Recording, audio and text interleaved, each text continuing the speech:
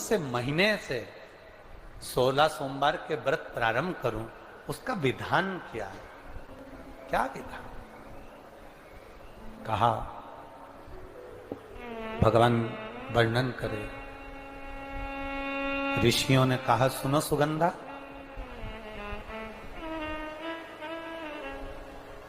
ये 16 सोमवार का व्रत कोई साधारण नहीं है। सुगंधा, संतान की प्राप्ति के लिए अगर 16 सोमवार का व्रत उठाया जाता है तो श्रावण के पहले सोमवार से उठाया जाता है। कब से उठाना चाहिए? श्रावण का पहला सोमवार। सुनो सुगंधा, यदि कोई विशेष बीमारी हो गई, बहुत रोग हो गया, तकलीफों में जिंदगी चल रही हो, बहुत कष्टप्रद जीवन चल रहा है, तो बैसाख के महीने के पहले सोमवार से 16 सोमवार का व्रत उठाना चाहिए। और सुनो सुगंधा, उत्तम वर, उत्तम घर, व्यापार, व्यवसाय, नौकरी, पद, प्रतिष्ठा,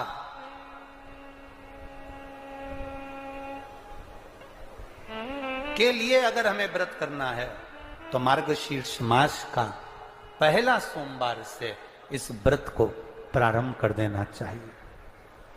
मार्गशीर्ष मास का पहला जो सोमवार हो उसमें इस व्रत को प्रारंभ कर लो।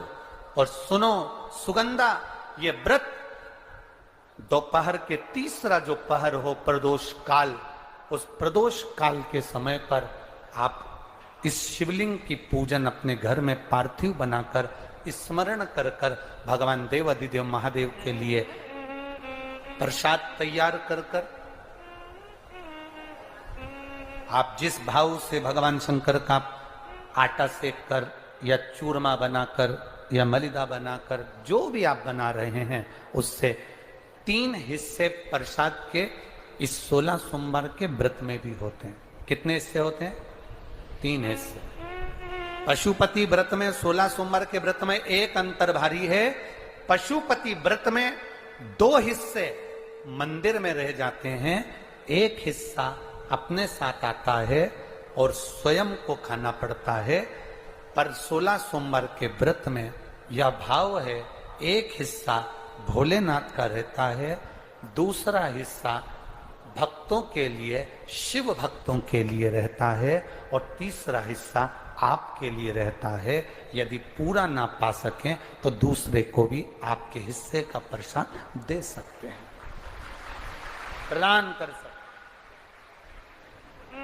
अब आ जाओ, बड़ा सुंदर प्रसंग।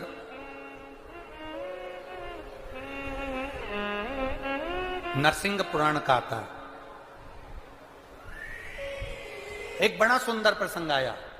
16 सोमवार के प्रसाद को कई माताएं जब 16 सोमवार का उद्यापन करती हैं, 16 जोड़े आमंत्रित करती हैं और 16 जोड़ों को घर में बुलाकर जब भोजन कराती हैं, तो वो 16 जोड़े जो भोजन करने वाले होते हैं या 16 सोमवार के उद्यापन, हम तो आपसे यहां तक कहेंगे कि 16 सोमवार का उद्यापन अगर किसी के यहाँ मोहल्ले में, कॉलोनी में, घर में किसी के यहाँ हो रहा हो तो उसके यहाँ आप भोजन भंडारा खाने के लिए जाओ चाहे मत जाओ, पर 16 सोमवार का अगर प्रसाद का उद्यापन का अगर प्रसाद मिल जाए तो दोनों हथेलियां फैलाकर श्री शिवाय नमस्तुभ्यम कहकर, ओम नमः शिवाय बोलकर, नमः शिवाय बोलकर अपनी कामना कर कर, किसी के अगर उद्यापन हुआ हो, दोनों हथेलियां फैलाकर उससे थोड़ा सा प्रसाद मांगकर उसी के दरवाजे पर खाकर आ जाइए,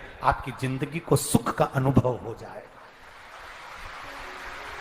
तो कोई पूछे ये कथा कहां से ली, तो आप बता देना नरसिंह पुराण में यह वर्णन आता है। कौन से पुराण में है? नरसिंह पुराण में वर्णन आया कि एक बहुरोमा नाम का एक दैत्य था, एक असुर बहुरोमा।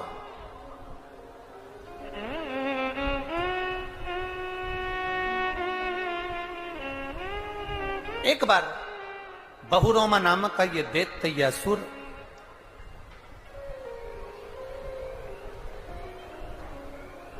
मार्ग से निकल कर जा रहा था और किसी एक ऋषिवर ने, एक गुरु ने, एक संत ने उस बहुरोमा दैत्य को देखा। नरसिंह पुराण का चरित्र।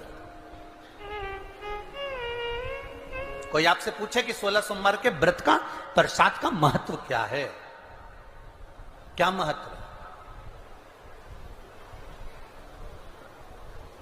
बहुत ध्यान देना, यहां पे माताएं पशुपति व्रत करती हैं।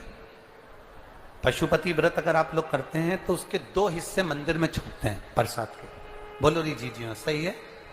मंदिर में आप जो प्रसाद के 2 हिस्से छोड़कर आती हो, बहुत सारी माताएं व्रत करती है और वहां प्रसाद के हिस्से रखे रहते हैं।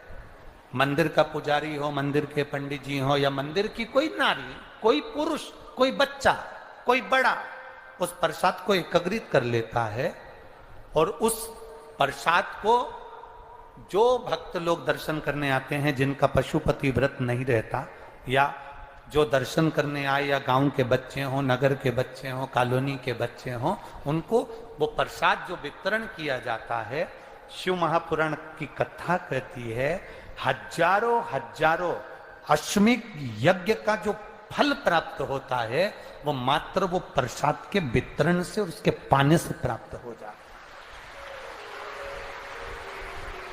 आप लोगों में से कोई माता ने करा कभी ऐसा? अगर कोई प्रसाद चढ़ाकर गया पशुपतिनाथ व्रत का, 2 हिस्सा छोड़कर गया, और बहुत सारी माताओं ने छोड़ दिया और वो सब चली गई, उसके बाद वो प्रसाद रखा रहता है, तो उसको एक तसले में, एक पात्र में एकत्रित करना चाहिए और उसको बांटना। हजारों अश्वमेध यज्ञ के फल के बराबर वो पुण्यता पशुपतिनाथ के व्रत को वितरण करना, उसको